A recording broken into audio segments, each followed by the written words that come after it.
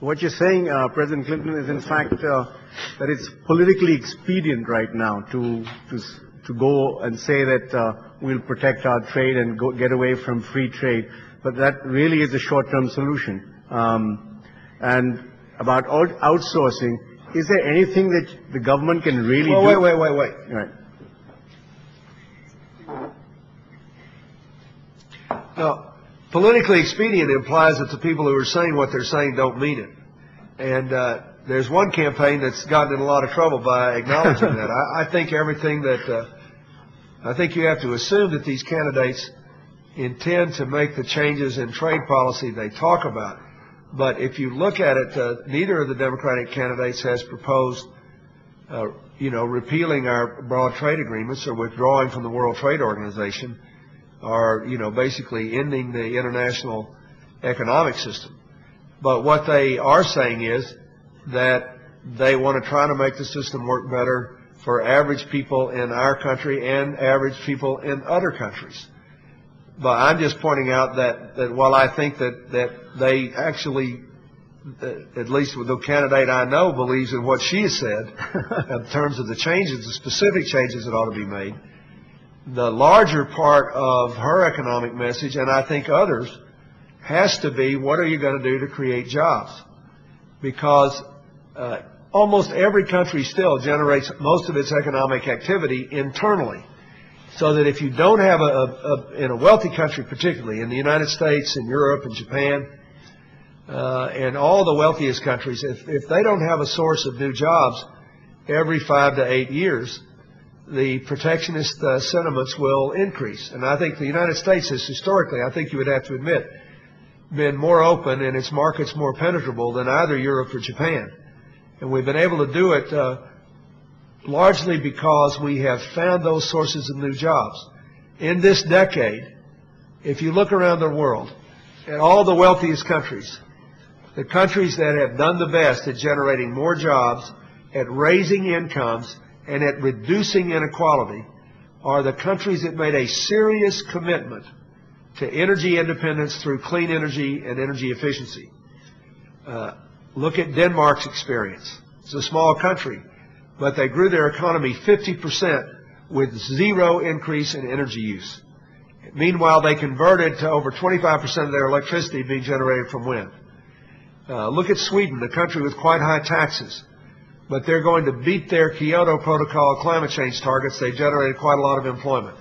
Look at the United Kingdom, the European country most like America's in the organization of its economy. Unlike America, they have more jobs, rising incomes, and no increase in inequality. Why? Because they're going to beat their climate change targets under the Kyoto Protocol, meeting them by 2010, 2 years earlier, and then required, and then they'll be way ahead by 2012. That's why they're growing.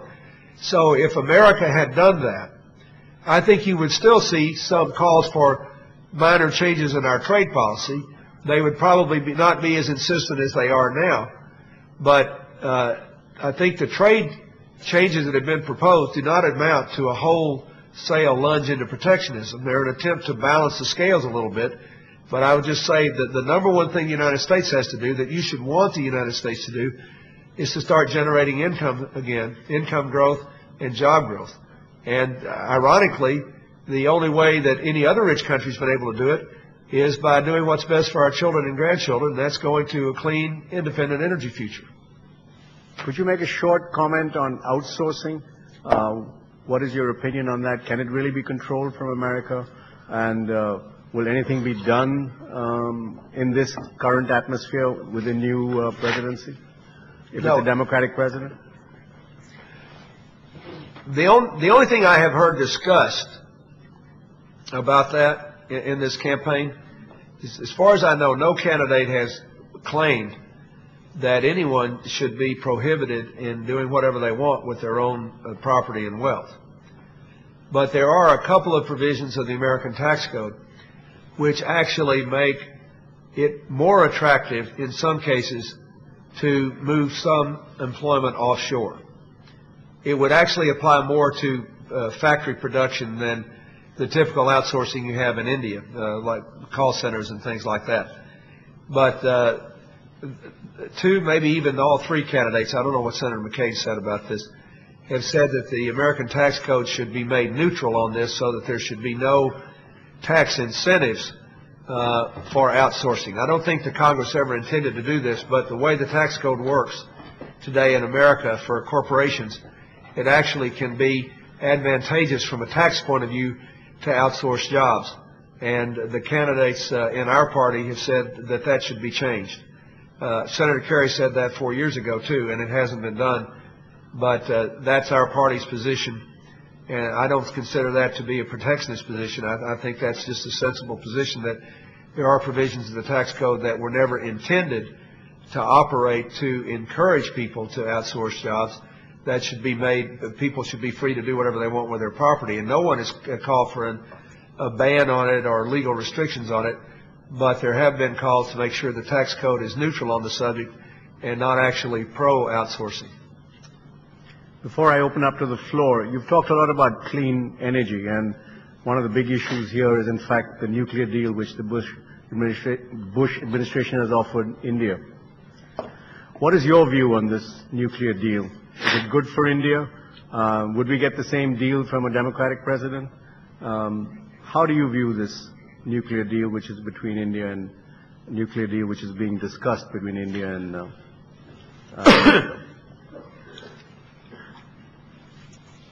Well, I think first of all, I think the cooperation is good. I think the prospect of if India wants to produce nuclear energy for the purpose of electrical power, from a greenhouse gas point of view, it's a good deal as long as you make sure you know what you're going to do with the nuclear waste, and you consider the energy balance involved in mining the uranium and then fixing the mining area and doing all the associated costs. I think that the deepening cooperation between our two countries is good. There was a lot of concern in the nonproliferation community in the United States about whether it went far enough on nonproliferation, but I think in general, when new governments come in, even if there's a change in party, they tend to honor the agreements of the previous administration. And there is in the Democratic Party, there's an enormous amount of support for the rapprochement between our two countries, which began in my term and has continued under the Bush administration. It's one area where our policies have been pretty much consistent. I think there are some people in our party who have questions about the details of this document, but I think that in general they support it, and they support the idea that we ought to cooperate in this area. And I hope that it can be the foundation of a whole new wave of cooperation across South Asia. I think the Indian government is to be commended. Mr. Singh has done what he could in a very unstable situation in Pakistan to try to figure out how to improve relations there. And I hope after the elections settle down, that there will be an opportunity for continued rapprochement there. I've always believed that if the Bangladeshis could solve their internal problems, and India and Pakistan could reconcile their differences over Kashmir and stop putting so much money into defense, that the Indian subcontinent could become the most rapidly growing part of the world and could provide a ballast, a bulwark against the idea that we cannot eliminate poverty with a global market system, that we cannot solve most of our problems. So I'm very hopeful about this, and I think this agreement is a part of that. That's good to hear, sir. I'll now open it up to the floor. I have some names here who've given it to me for questions. The first question is from Venu Srinivasan, Chairman of TVS Motors. Is there a mic there?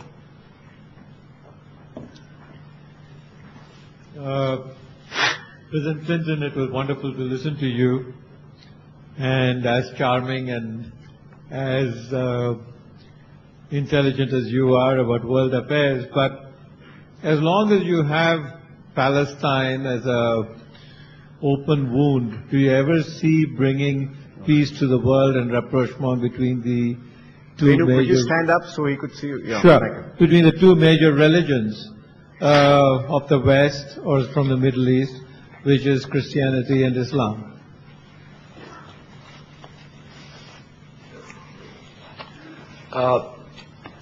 Well, the answer to your question, the short answer to your question is no. I think that it is imperative that the United States get back aggressively into the persistent search for a lasting agreement between the Israelis and the Palestinians. This is a very interesting situation now, particularly compared to when I served.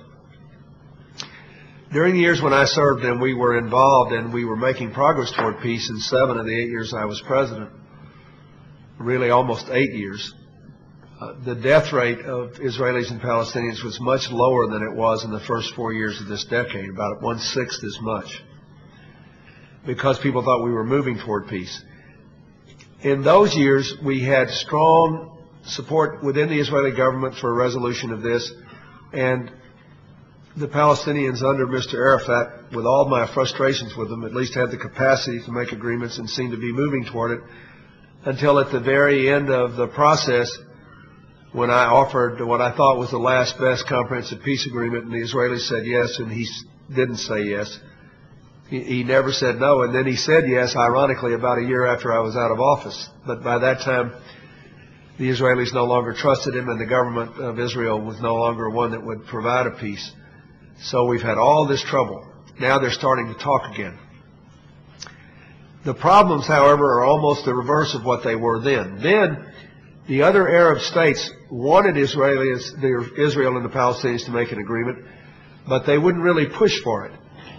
Today, they are desperate for an agreement.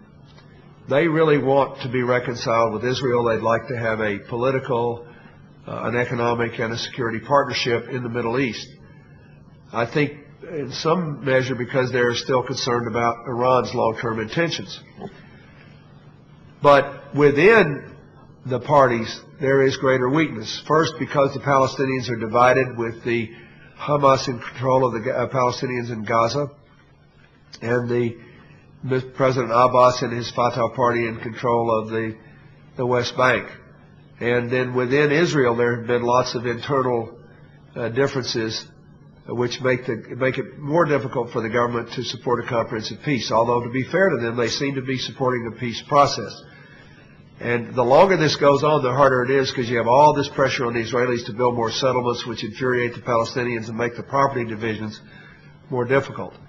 So I would say there needs to be an urgent effort to figure out how to proceed and how to get this Palestinian state, with the complicated, obviously as it is, by the division between the Palestinians themselves, between Hamas and the Fatah.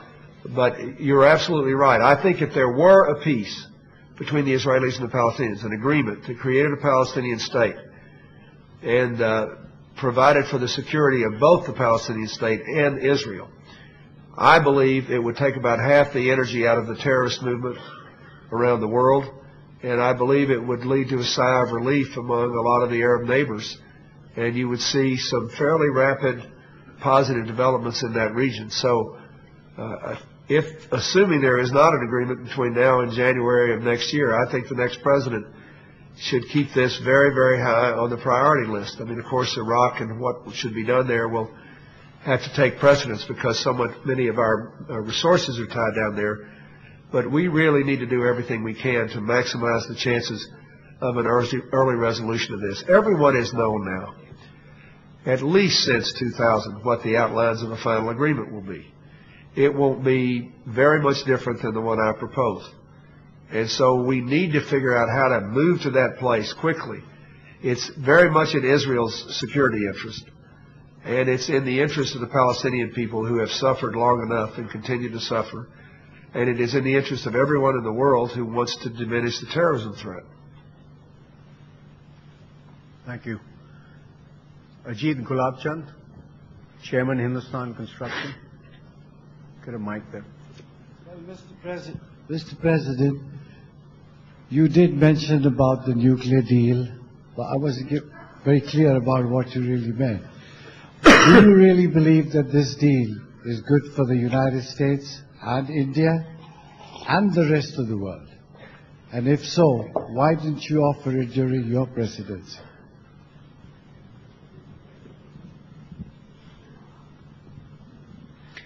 I believe that since the deal is on the table in its current form, and the Indian government and the American government believe it's a good deal, and it's an important part of our ongoing resolution, that we should support it. That's what I believe.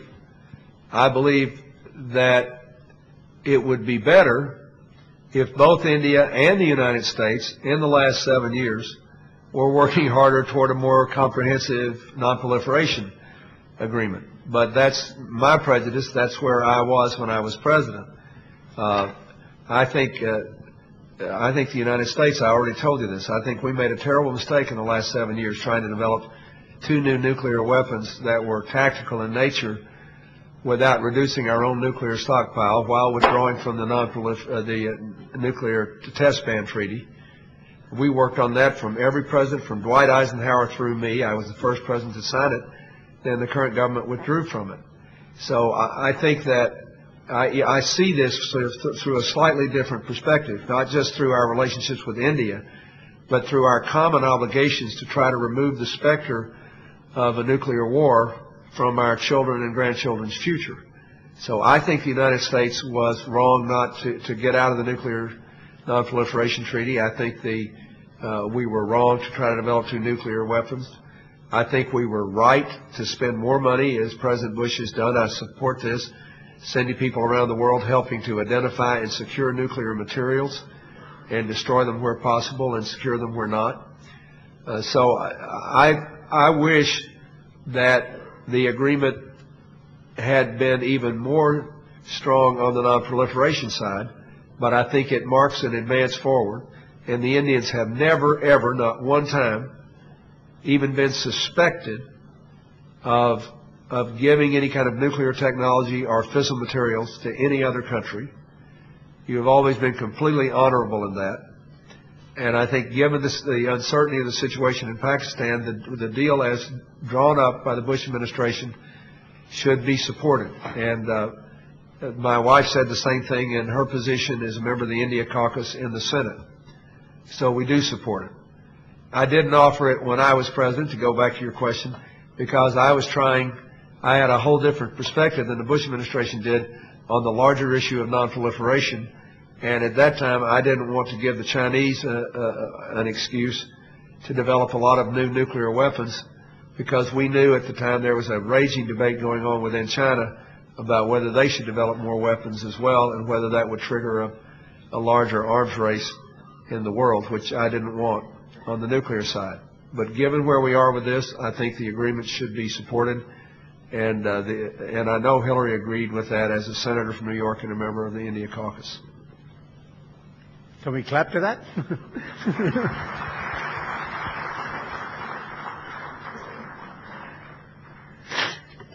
Jay Panda, Member of Parliament.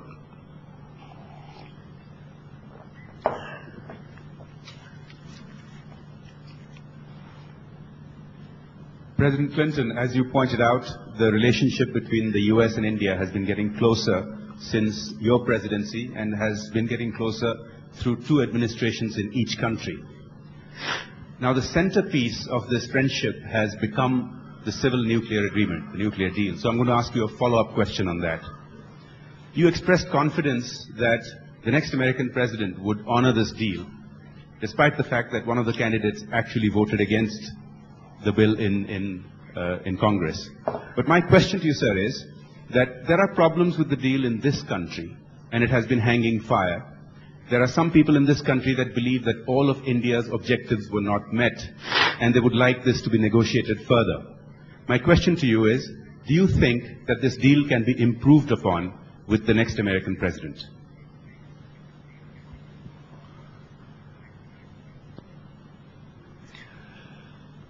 Well, I don't know that I have an informed opinion about that. because I wasn't involved in the negotiations. I have read the objections, the people in India have objected to it. I've read what they had to say. But all I know about that is what I read in the press. In general, when an agreement has been negotiated, can it be improved upon? I think that if there's a sense within the Indian government that they would like to revisit some of its provisions, and they're willing to allow the next American government to do the same, maybe they can get a deal that both sides would think is better. But I don't know enough about it to give you an informed answer. I would have to study that, study the Indian position. I didn't mean to say that I think America would be unwilling to talk to India should India wish to revisit some of its provisions. I don't know that. I think that the main thing that I would say is that we have a climate now between our two countries which did not exist for decades. And I perceive that there is a very high level of trust, so that if you have problems or we have problems, our leaders could sit down and have a meeting and really talk about it and talk through it and see whether they can either get this deal through or get a better one or change it in some way or another. The point is that all this is occurring within a context which is far more positive than anything that existed between the United States and India for nearly 40 years. That is the larger truth. But I don't know enough about the facts. I would have to be given a couple of days and several briefings to know enough to give an intelligent answer to the question you ask. I just think we're in a good place today to do what has to be done. The one thing I would say to you, though, just sort of related to this, if you get out of the security issues for the moment, and what should be the inspections process on the nuclear facilities, and what you are not doing on fissile material and making bombs and having material in storage and all that sort of stuff, and you just go straight to the nuclear technology, that is, how can electricity be generated to meet India's burgeoning power needs in a way that is most economically feasible and does the least damage to the environment. It seems to me that India is in a unique position if you were seriously considering a long-term commitment to nuclear production. You know, France has made the most major one in the world. Then you ought to take this opportunity to use your enormous scientific resources to look at all the different technologies that are available and figure out which ones are safest, most cost-effective, and most flexible. For example, the Latin Americans are experimenting with this pebble technology, where you take up to 400 pebbles of each of them with small amounts of fissile material covered in a very strong ceramic, so that the material cannot be turned back into weapons-grade material.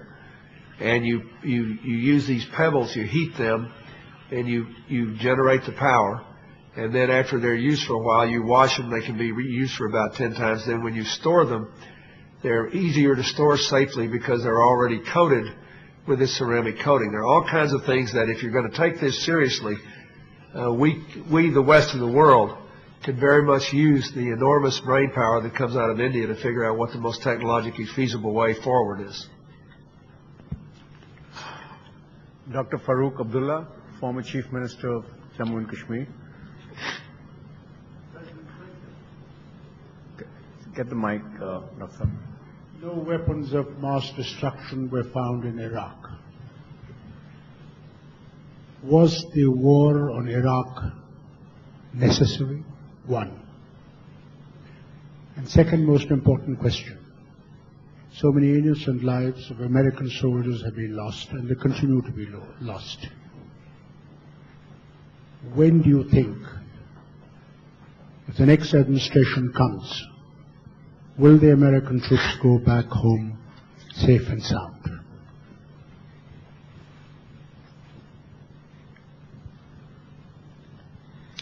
Well, first of all, I believe that it was a mistake to attack Iraq before the United Nations weapons inspectors finished their jobs. because none were found. Let's go back, since you asked the question, let's go back at least so we all are dealing with a common set of facts here. Certain claims were made by the current American government about Iraq's progress in developing nuclear weapons or getting nuclear materials. Those claims did not have a lot of weight with those of us who had dealt with Iraq over a long period of time. However, the international inspectors charged with the duty of inspections in Iraq until 1998, when Saddam Hussein threw them out, did say that there were unaccounted for stocks of chemical and biological materials which could be weaponized: botulinum, aflatoxin, VX, ricin. It didn't mean that Saddam still had those things. It meant that they were unaccounted for. The inspectors did not know. That was the argument for sending them back in. Hans Blix, the chief weapons inspector, who was very angry when President Bush stopped the inspections and started the war, did support a strong threat to Saddam that force could come if he didn't cooperate with the inspections, because Blix himself did not know whether the UN records were talking about materials that were there or were not. Now, it was only after Saddam was deposed and some of the officers were captured that they told him that most of these unaccounted for chemical and biological stocks were destroyed in 1998 when he kicked the weapons inspectors out, and Prime Minister Blair and I conducted a couple of days of bombing operations at the suspected weapon sites. But none of us ever knew whether it had been destroyed or not. So I strongly supported putting the weapons inspectors back in. I supported the threat of force if he did not cooperate. But I thought it was a terrible mistake to attack before the weapons inspectors were finished. And you see the consequences have been significant, as you pointed out. And one you didn't point out is that our efforts to stabilize the moderate Muslim democracy in Afghanistan, to protect it against a reincursion from the Taliban and the Al-Qaeda, have been compromised by the diversion of resources to Iraq. So I think that is the generally accepted view in my party and among many in America. Now, some of our politicians, including Senator McCain, he's been very honest and forthright, as he always is. He said he just thinks that Saddam was a bad man and a horrible leader, and we did a good thing getting rid of him. And it was worth it all.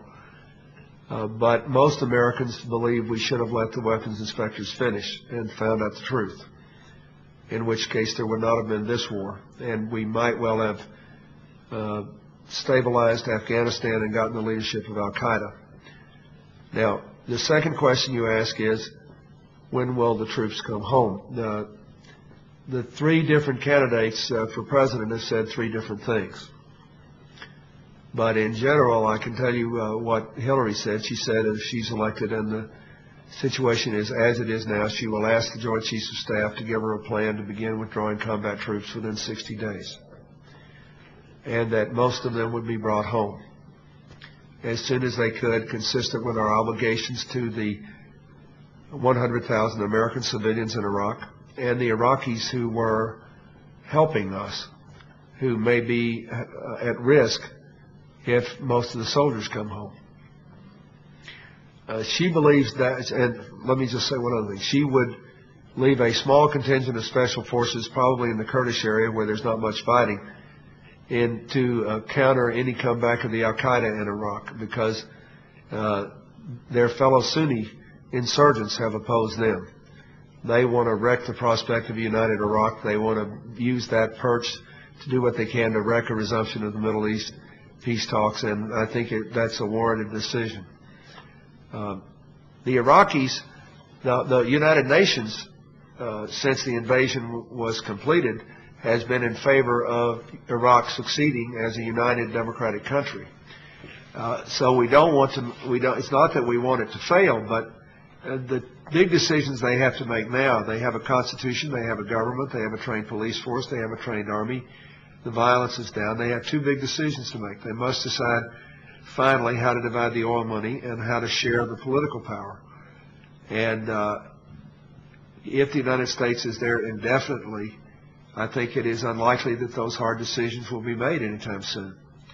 So I believe it's in their interest, ultimately, for us to terminate our major military presence there. You should also know it's quite important for the American military itself. We have now longer deployments than we had in World War II for the Army. We've used up our Army, our Marine Corps, our National Guard, our reserves.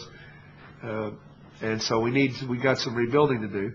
And finally, I think it's very important to redouble our efforts to save and support President Karzai and his democracy in Afghanistan, and to try to counter the Al-Qaeda, which even though they have not attacked America again since 9/11, 2001, they have killed thousands and thousands of other people in the world and will continue to do so if they're left free to operate.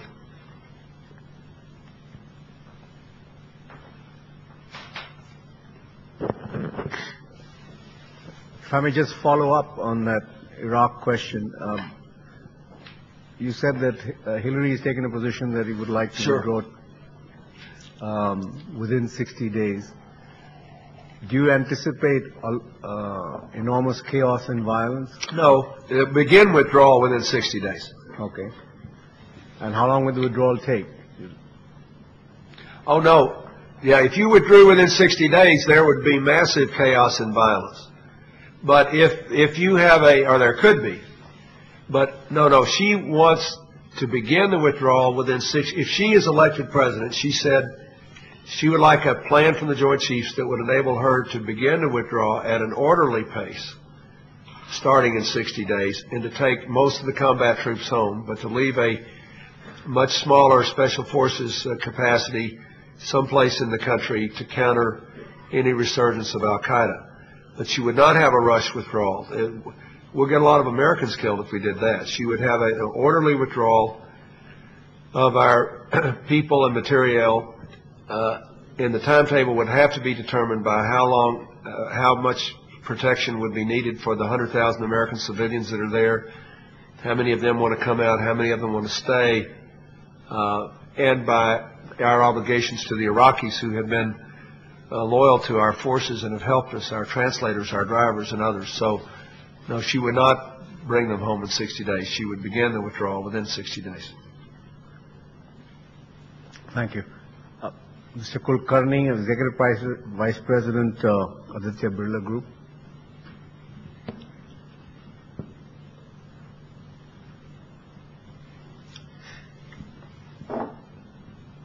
Mr. President, I go back to the nuclear deal, and I believe this is a question which is on the minds of most of us in India who have been following the political debate in India, whichever side of the debate they are on.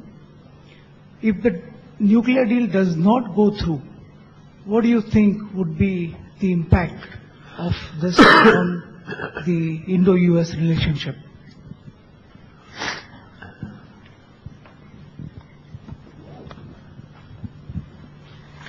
Well, let me ask you something, sir. Do you mean if it's not supported on the Indian side?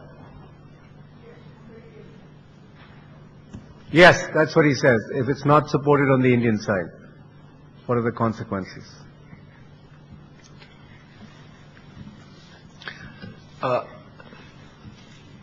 I don't believe.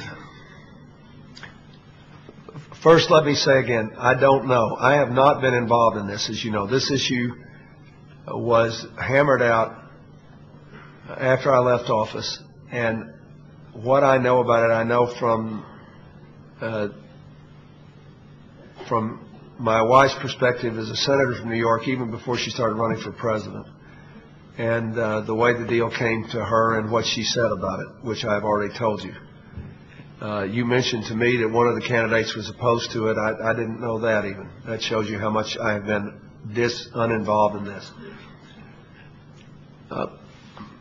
My guess is that nothing India decides to do with this will undermine the general movement of America and India together in a strategic as well as an economic partnership, unless the deal was rejected so that you could adopt some sort of hyper-aggressive proliferation policy that would lead to, I don't know, China to build another 100 nuclear weapons, and we had some sort of major arms race coming out of your decision not to support the deal.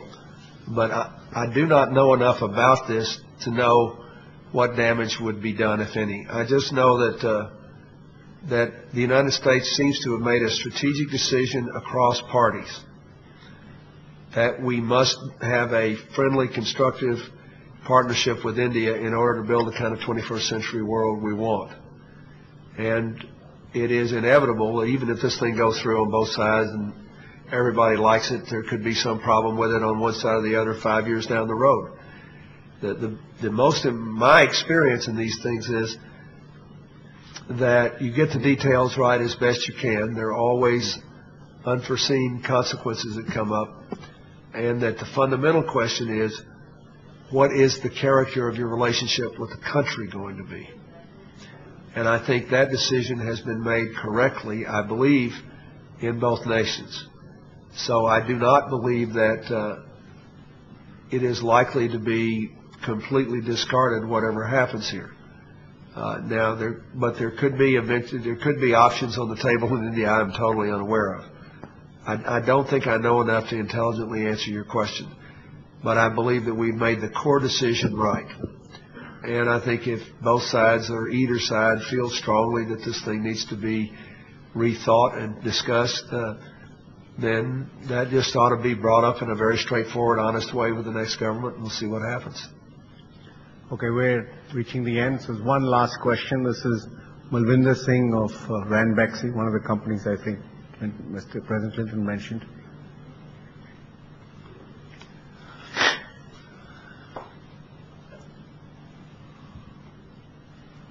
President Clinton, Louder, Malvinder. President Clinton, it was absolutely wonderful to hear you speak and really talk so passionately about HIV/AIDS and what the Indian pharmaceutical industry has been able to jointly do with you in partnership.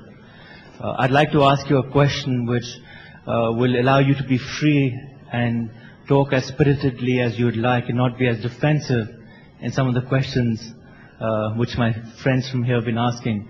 The question really is, what more would you want to have people engaged to do to address this issue of HIV/AIDS? And if you look 5 years into the future, what is your vision that you would like to see done to address this critical issue that faces all of us?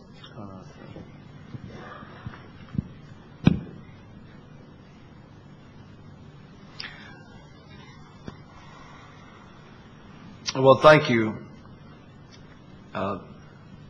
And thank you for what you said, too. You know, I tried to be as candid with you as I can, but I don't want to speak for my wife when I can't, and I don't want to be political when I can't be. But I did the best I could with those questions, and I respect the fact that you asked them and why they're so important.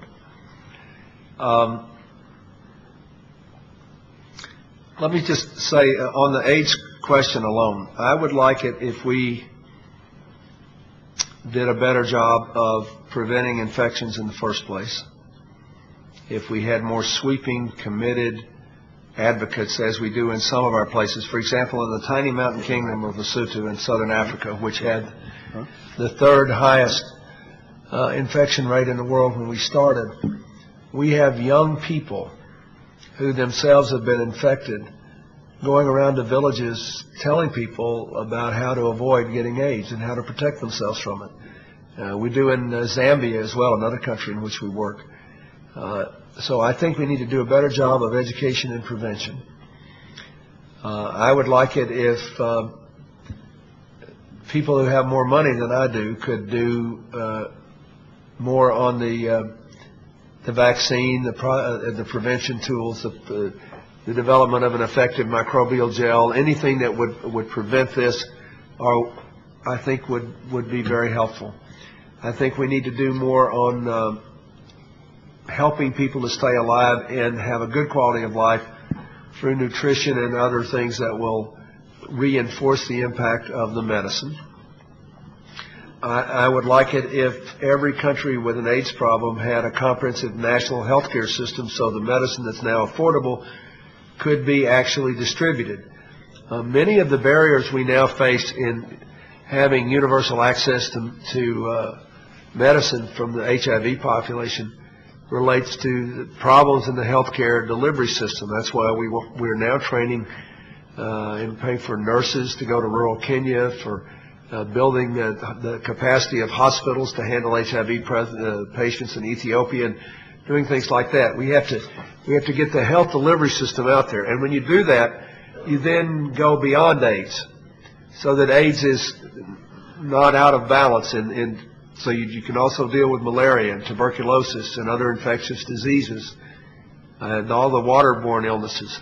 I think that I'd like to see AIDS part of the normal fabric of health delivery in developing countries, so that we have, number one, maximized education and prevention, where somebody with the money is still trying to find a way to do better than the medicine, that is with a gel or a vaccine.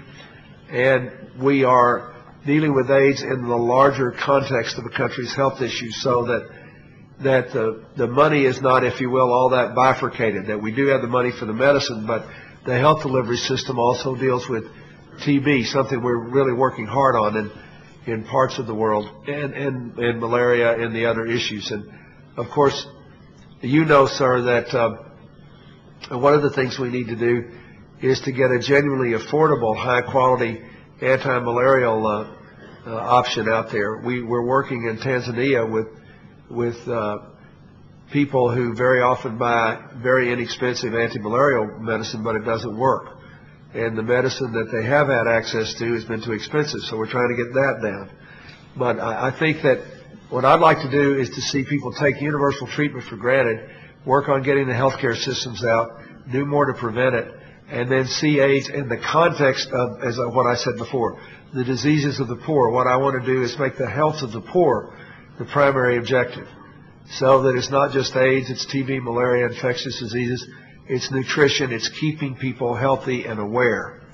And I think that should be our goal, which means that there's a big role for Ranbaxy and other companies in dealing with all these other maladies as well, and trying to do economically as much as we can to mirror in the treatment of tuberculosis and malaria and other diseases what has been done with the AIDS drugs. It's truly a miraculous, astonishing development, and it needs to be replicated in as many other areas as possible.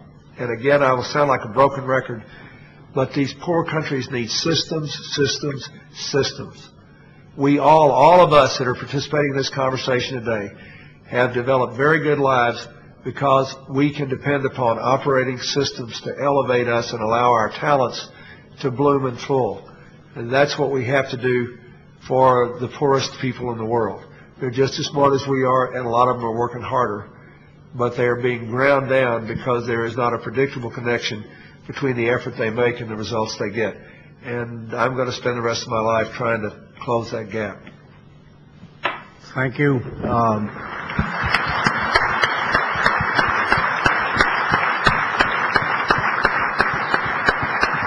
Thank you.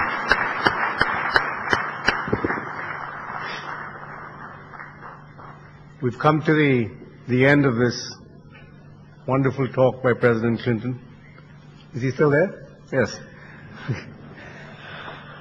I'm going to slip in one last question. Yes. President, I think I'm going to get a short answer, but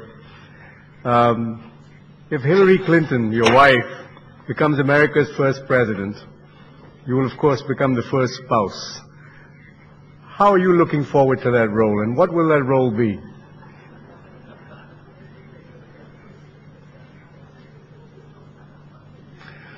Well, if she is elected, I'll do whatever I'm asked to do. I won't be able to serve in the cabinet, and I shouldn't be. That's not lawful in our country. And I would hope that I could be somewhat helpful to her just in giving advice, thinking through these problems, how to deal with these issues in what order. I would certainly undertake any specific mission I was asked to undertake. But I think it's very important that a former president not interfere with the establishment of a good team. You need a strong vice president, a strong secretary of state, a strong secretary of the treasury, a broad-based team, strong secretary of energy now.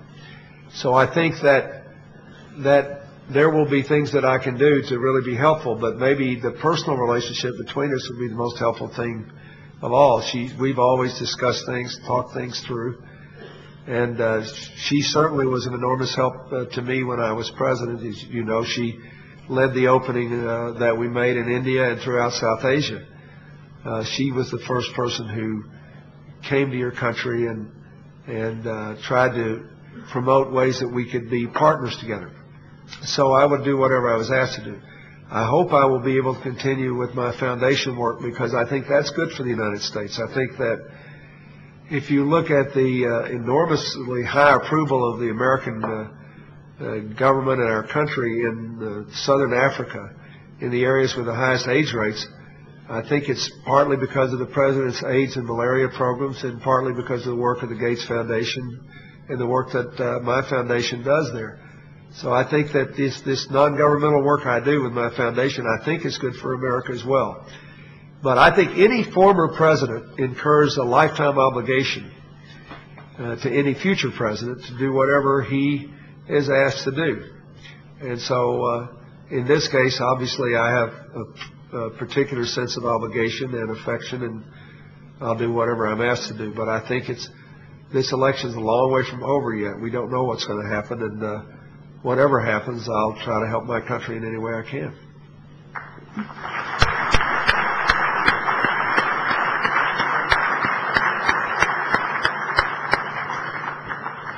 President Clinton, we've come to the end of this, and I'd like to thank you for spending this time with us. Every time I hear you, I'm amazed by your depth and width and knowledge and the range of subjects you know so much about. It is quite amazing. You simplify the most complex, you talk with such clarity, and so inspirational. So it's been a true pleasure listening to you. And I just want to say that when Hillary was here 2 years ago, she was addressed this audience, and I told her that if this was a Democratic convention, she would have been nominated by now.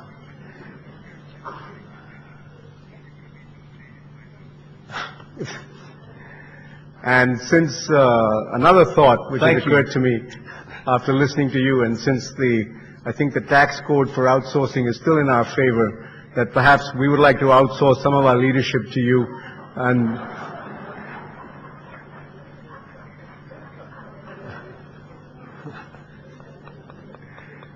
maybe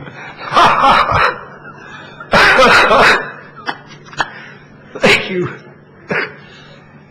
But in this I'm always looking for something to do. Yeah, But I think you're doing just fine. Thank you, sir. Thank you for being with us, and best of luck, and we hope to see you as the first spouse in the White House. Thank you. Thank you. Thank you, everybody. Thank you. Thank you.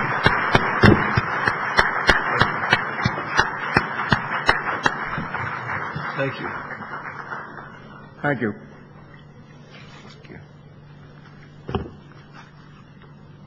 That's the end of that, and dinner is served, and please enjoy the evening.